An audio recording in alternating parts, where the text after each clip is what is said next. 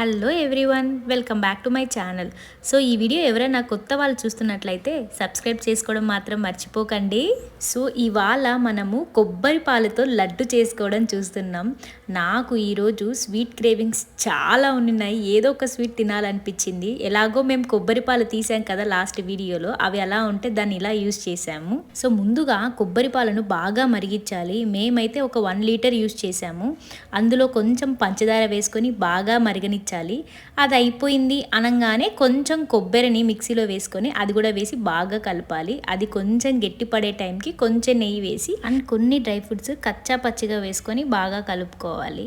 ఈ కొబ్బరి పాల లడ్డు ఏమో కానీ మాకైతే ఇది చేసే లోపల దోలు తీరిపోయింది. ఈవినింగ్ ఎప్పుడో స్టార్ట్ చేస్తే నైట్ అయిపోయింది. అది చాలా టైం టేకింగ్ ప్రాసెస్ అని మాకు అప్పుడు అర్థమైంది. లేట్ అయితే కానీ టేస్ట్ మాత్రం అదిరిపోయింది. That's it guys, thank you for watching.